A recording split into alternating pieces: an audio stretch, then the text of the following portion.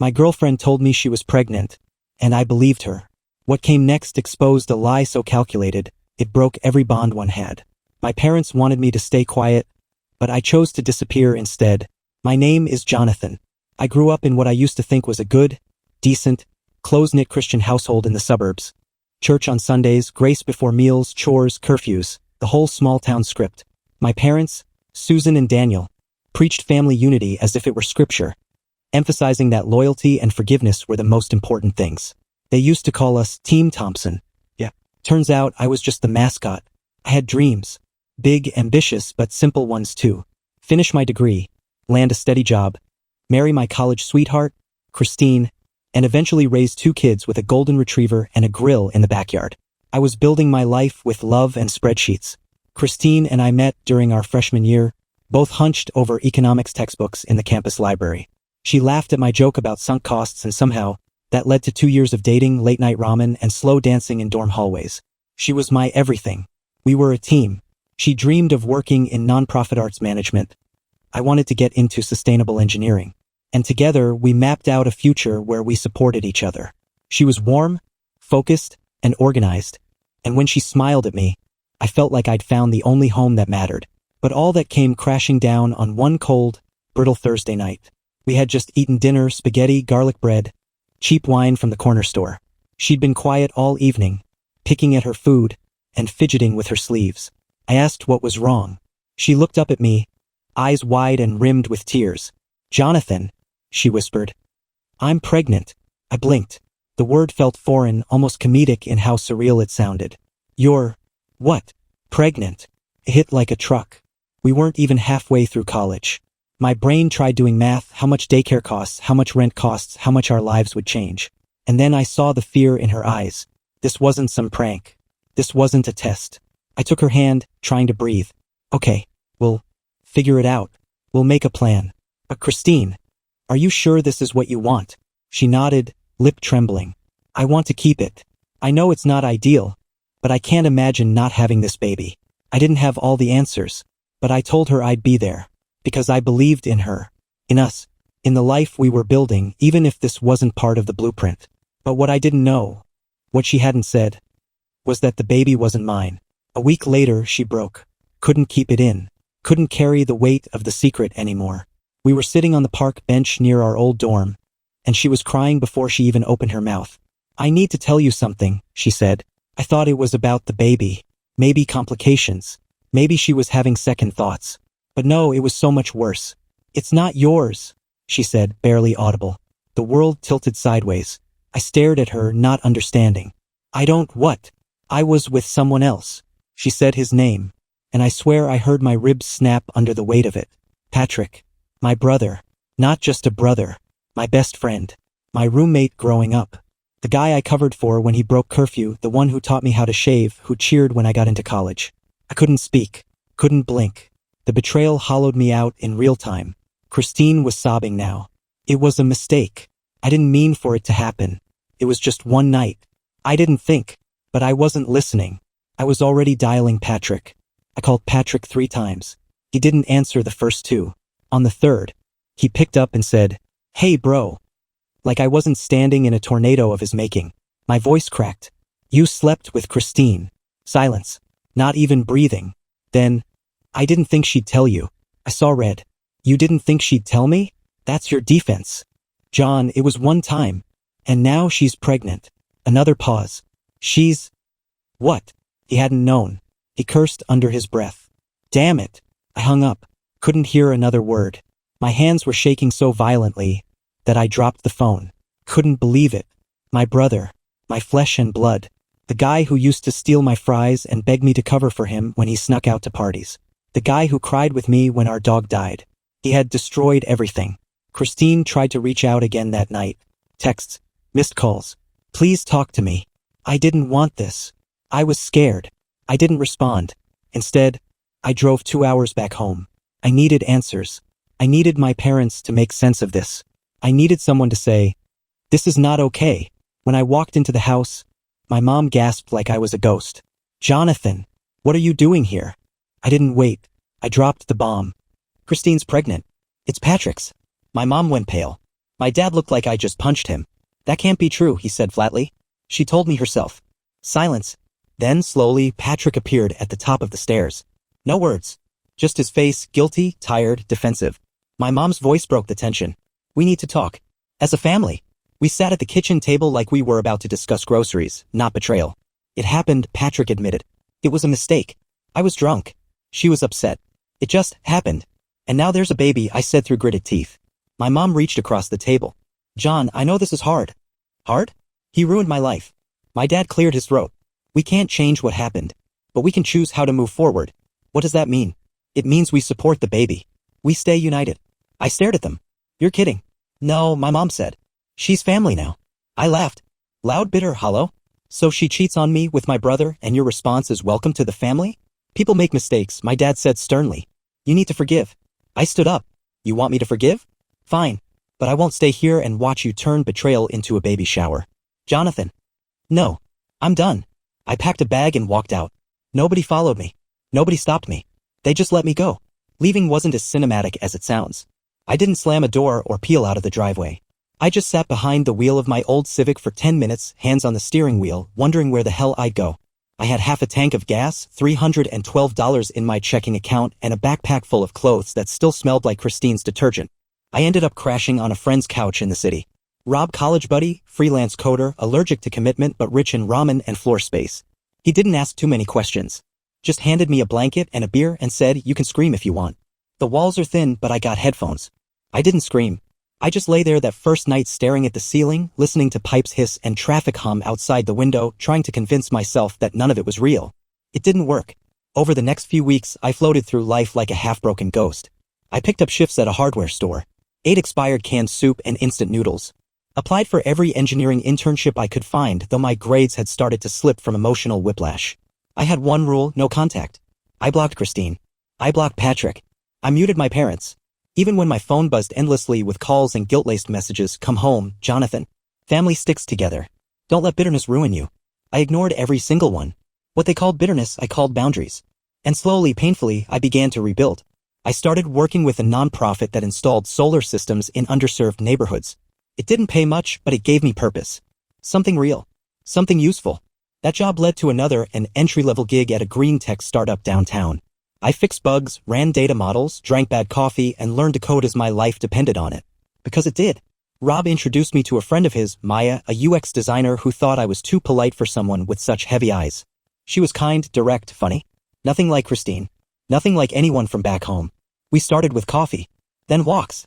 Then dinners where I didn't feel like I was being observed or graded. One night she asked about my family. I paused. Told her the truth. All of it. She didn't flinch. She just said, you ever going back? I shrugged. Why would I? She nodded. Then don't. Simple. Freeing. Like the world didn't have to be a web of guilt and obligations. Just choices. Mine. 2 years passed. I finished school. Got promoted.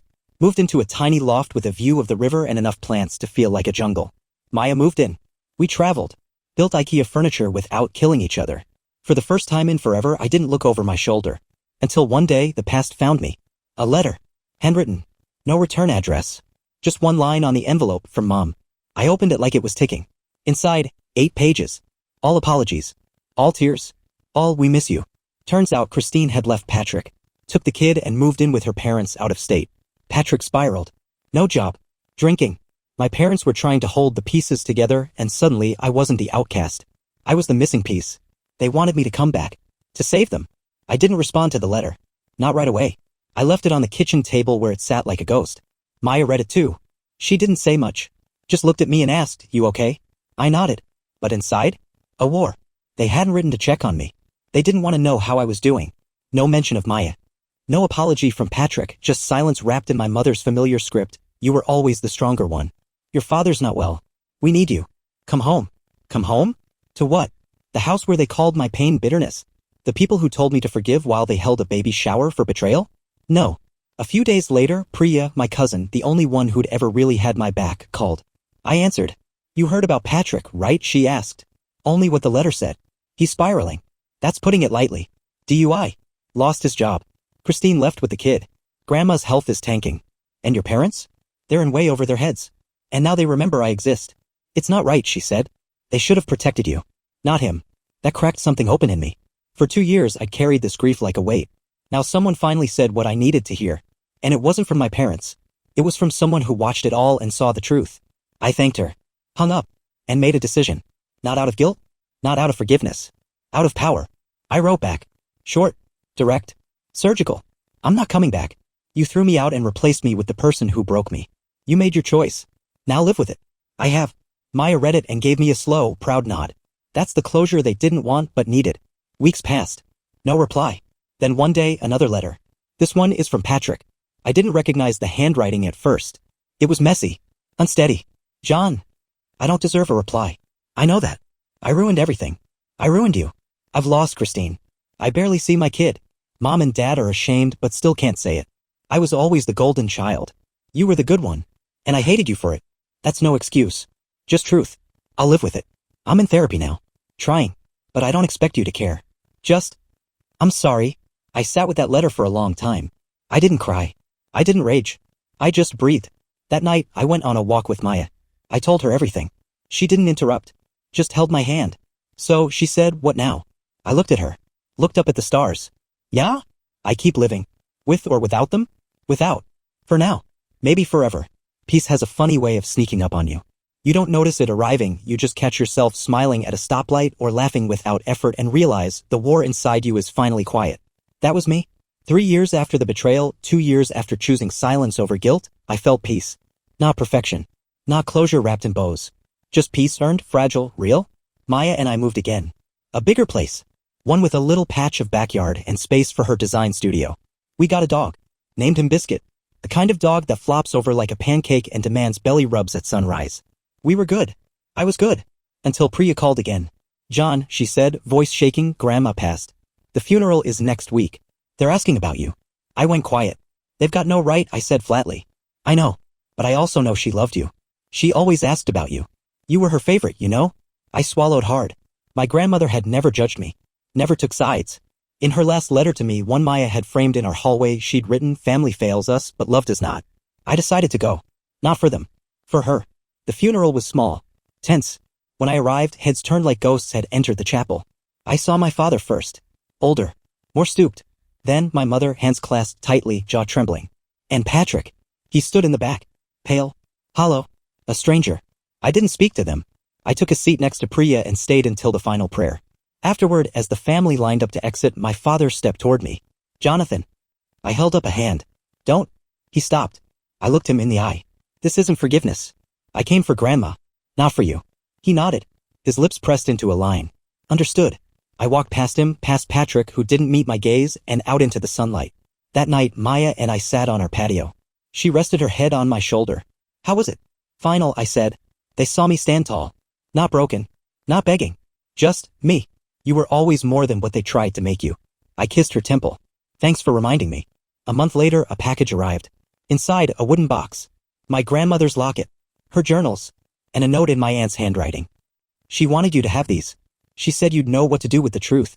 I opened one journal and read pages of my grandmother writing about me. Praising my courage. Mourning my silence. Hoping I'd rise. She believed in me when no one else did. That belief? It lived on. The summer after Grandma's funeral was quieter than expected. Calmer. I wasn't haunted anymore, not by what they did, or who they became, or what they thought I owed them. Instead, I focused on life. My life. The journals became my nighttime reading. My grandmother had written like a woman who knew what it meant to survive disappointment and wear it like armor. She had raised 3 kids, buried one, and held a fractured family together with soup and sarcasm. In those pages, she talked about me.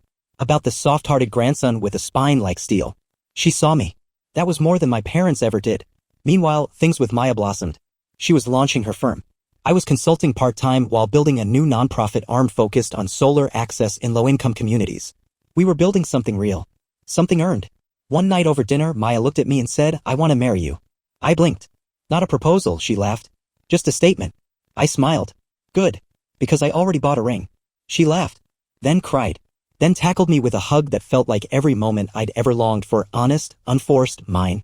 We got married 3 months later. A garden ceremony. 25 people. No drama. No ghosts. Just us and the people who showed up when the world had abandoned me. I never sent a wedding invite to my family. Priya came, of course. And so did Maya's family, loud, loving, and so joyfully messy they made my heart ache with gratitude. After the ceremony, as we danced under string lights and a Texas sunset, I felt a peace I never believed I'd earn. I had lost a family, but I had built a legacy. 6 months later, I got another letter. This one came from Christine. I almost didn't open it, but curiosity won. Inside, her handwriting. Still careful, still round. Asterisk Jonathan. I know I'm the last person you want to hear from, but I needed to tell you something. Patrick and I were never happy. Not really. It was guilt and fear and pressure. I stayed too long. I broke too much. Our son is 4 now. He asks about you sometimes. Not because we told him who you were, he just found an old photo. You were smiling. I told him that man was kind. I hope that's okay. I won't write again. I just wanted to say, I'm sorry. For everything, asterisk. I folded the letter slowly. Maya sat beside me. Do you want to respond? I shook my head. No. I think. I just want to let it be. And that was the truth. I didn't need her sorrow. I didn't need their guilt. I didn't need to rewrite the past. Because I was already living in the future. The one I built? Without them. The last time I visited my hometown, it was by accident. A work conference nearby. A drive-through memory. I didn't plan it. I just ended up on the same roads that used to lead to family dinners and betrayal. The trees looked older. The houses are smaller. Time had shrunk everything except the ache. I stopped outside the old church. The one where Patrick and I were altar boys.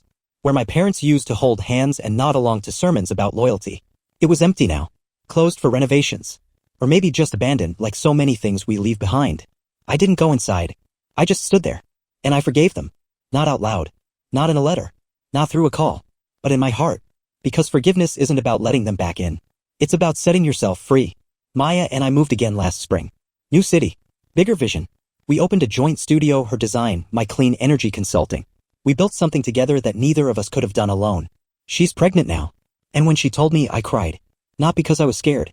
But because I finally knew what it meant to welcome new life without ghosts whispering in the background. We won't name him after anyone. He'll carry his name, his own story. And when he's old enough to ask, Dad, why don't we talk to your family? I'll tell him the truth. Not the gossip. Not the bitterness. Just this. Sometimes people break your heart. And sometimes they help you build a stronger one. I'll teach him what love looks like. Not duty. Not silence. Not manipulation in a gift-wrapped box. Real love. Chosen love. The kind you build, not the kind you're forced to inherit. I still have the locket. Still read the journals. Sometimes I wonder if Patrick is okay. If the kid he made ever got the version of him that tried to be better. I hope so. But that story's not mine to carry anymore. Mine's already full of peace, fireflies, and baby socks waiting on the dresser. And one more thing. Legacy. But not theirs. Mine. Jonathan was betrayed by the people who were supposed to protect him. His girlfriend. His brother. His parents. They cast him out, erased him, and expected him to come crawling back. But he didn't. He built something stronger. Braver. Better. A life rooted in truth, not bloodlines. So now we ask you. If your entire family took the side of your betrayer, would you ever forgive them? Could you walk away and never look back like Jonathan did? Drop your answer in the comments. Hope you enjoyed this story as much as I do. Help this small channel grow by hitting that like button, subscribing, and sharing with your friends. Every bit of support means the world. Thanks for watching and see you in the next one.